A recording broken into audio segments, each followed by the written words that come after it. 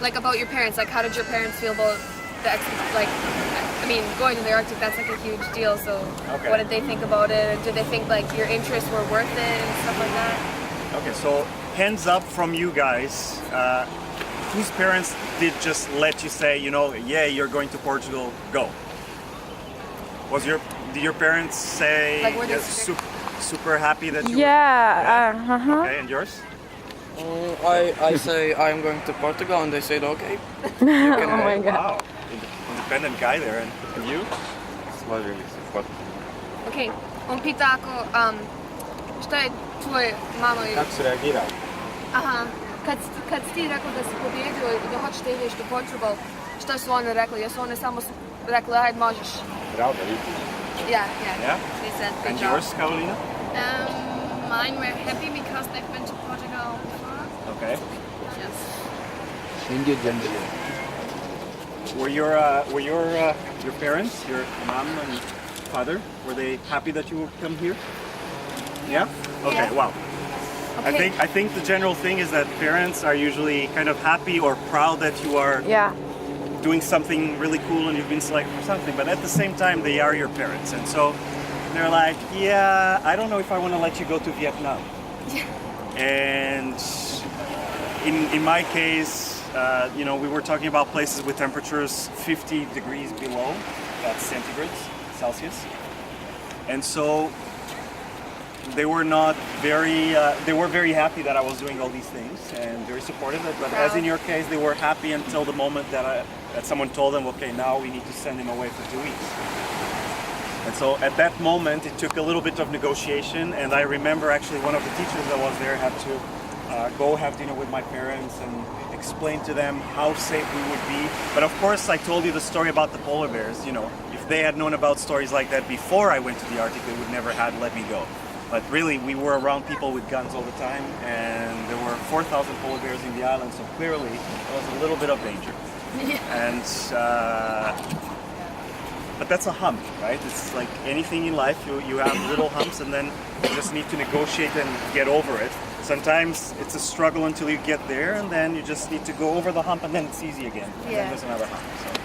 Because like I know my parents when I said, you know, I won this thing in Portugal, and Mom was Happy. like, great, I'm coming with you, and I'm like, but you can't come with me. That's gonna ruin it. She's like, what do you mean?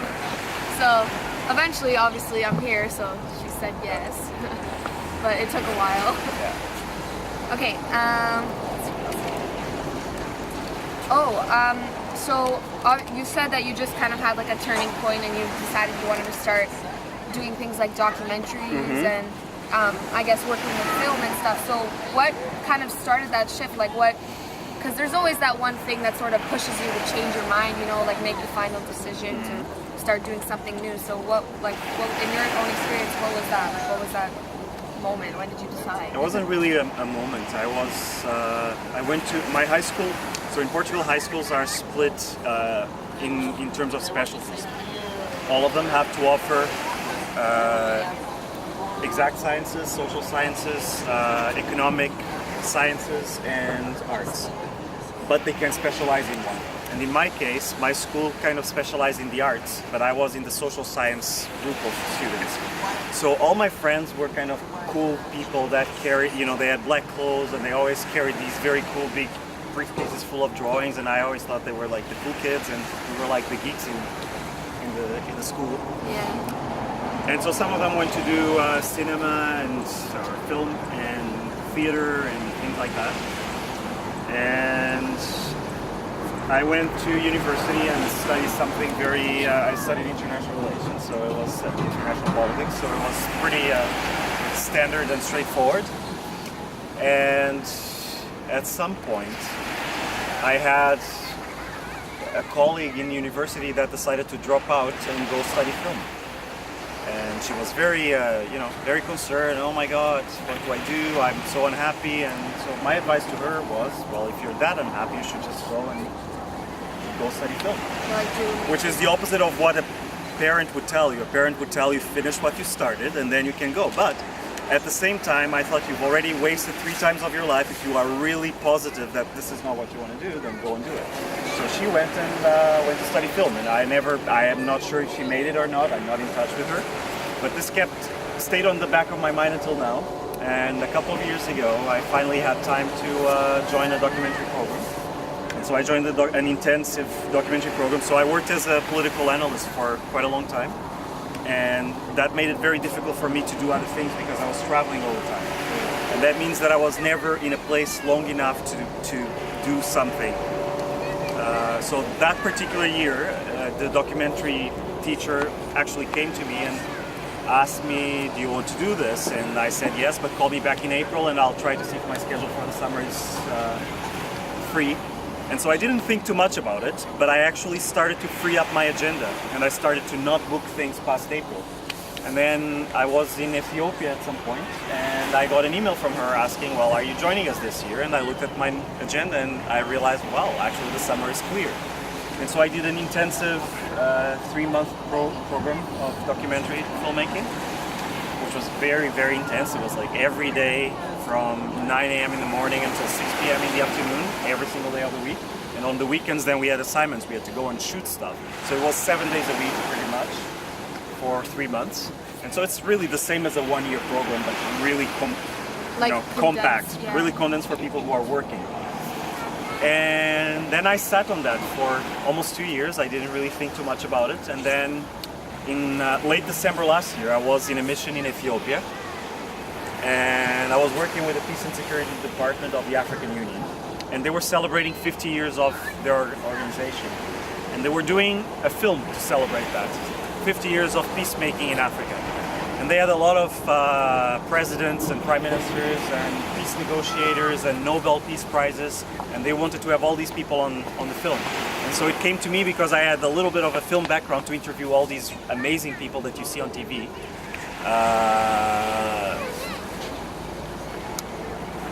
And to kind of create a film out of them, out of their experience of peacemaking. And so I did that. And I went back to Toronto for Christmas, and I catch myself thinking, well, this was really interesting. I should be, I have a 1-month break. I should be shooting something. And so I decided to do a film based on a story of refugees that came to Canada right after the Second World War. And so I did that film. I finished it in April. I started to do the marketing part of it. And when I started to do that, I realized that it was really a full-time job and that I had no time to do my normal job and that at the same time. And so in May, I decided I liked this enough that I wanted to just take 1 year off. It's a little bit risky, I'm a bit too old to be changing careers like this, but at the same time, I'm not changing so much. So I went in as a producer. It's not like I'm becoming a cinematographer or film writer. I'm just producing, which is basically the same that I've been doing with projects in other contexts. So I'm just transposing that to film and telling stories to film. And I'm telling stories that have to do with stuff that I've done all my life. So political stuff and peace and security stuff, development stories. And that's how I got here. So I gave myself a year. Oh, okay. Try it out. And what do you think? So far, so good. So far, so good. My first film is in Germany this week, actually, in the Leipzig Documentary Film Festival, and it has been in 5 other festivals in Greece, in Cyprus, in Canada, in a couple of them, and it's doing really well. And I'm after leaving from Portugal, I'll go to Latvia for a few days, and then I'm going back to Canada for a week, and then I'm going to the Arctic for a month just to 6 film minutes. the next documentary. And so it's going well. I think we're not even 6 months into it, and I'm already on my second film, so I don't think that's a bad thing. In your biography, you text about your biography, you read that you wrote 10 books and what they were about. Well, so I worked as a political analyst for a long time, and I specialized on forced migrations. So people living in war zones that are forced to go live elsewhere. And so what happened was that I became kind of an expert in that area. And so half of my books were academic books, university books that A few of them are used as mandatory reading in a couple of universities, and so it's mostly about war issues and human security in places of war. And the other 6 books have nothing to do with it, and they're travel books for children. Okay. So I wrote 6 travel books for children and 4 academic books. Okay. So And that just means that I don't think anyone needs to have just one interest. Everyone can have many interests. And when I was talking about, well, I think I actually said it during our presentation, but I think my process was not a normal process. You know, sometimes people tell you you go and study law, and then you become a lawyer, and then you're a lawyer for 40 years, and then you retire. And this is a way that people do things. But times have changed, and we are allowed to have so many interests. So I've been an architecture journalist for 7 years. I've written children's books. I've been to war zones. I've been an environmental young reporter. I'm now doing video clips with a musician. I'm doing documentaries. And to other people, when I was growing up, this was very confusing. You know, my mom would tell me, why don't you just study like your sister and become a thing, and then have a normal Settle job, down and- settle down, have a 9-to-5 job. And it just didn't quite square off. There's nothing wrong with that. That's perfectly okay for some people. It's just not okay for me. you shouldn't want to be more. Well, not more. It's just something else. Yeah. My life is a bit different, and I'm happy with it. Anybody else have any stuff? I have a question. Do you produce music or something? I don't produce music. I only produce video. So in some cases, for instance, my friend Philippe is a musician, so I'm producing a video for his music. Just music videos. Yeah. I mean, well, it's not quite a music video. Is It's it a like- documentary because his song is a political song about the independence of Latvia after the fall of the Berlin Wall. And so his song was donated to the Occupation Museum in Latvia. And so it's going to be in the permanent collection of the Occupation Museum, and they wanted video to go with it. So we're actually doing kind of a mini documentary with music. Yeah. The music tells a story, and the images tell the story. Oh, okay. There are more questions. I have one to make. With what you have made in your life, do you think you have fulfilled your dreams? Are you happy with everything you've God, done? no. What the Oh, crazy not yet. questions. So we have, well, first of all, can someone actually also take a picture of me on my phone? Yes. Or two, well, not me, us. Like, Oh, well, first of all, I'm 36 years old. They were insinuating that I was that old. I'm not that old, you know? 36 is actually very young. Yeah, I yeah. have more than half of my life to go. And so, if I had fulfilled all my dreams at this age, it would Not kind all, of but- suck. Yeah. Thank you. So, I hope that there's many more dreams. I've fulfilled a few. And you know, actually, there's more clips on the film that I showed you a trailer of. There's more clips, and one of the clips actually says something like this. This is about kids that live in the Arctic. They're mostly Aboriginal kids, and they live in pretty poor areas of Canada. They don't have access to the same stuff that Hannah and I have access in southern Canada. And one of the ways we chose to tell that story is that we are filming a story about music and about how music creates opportunities and opens up people and inspires people to look further.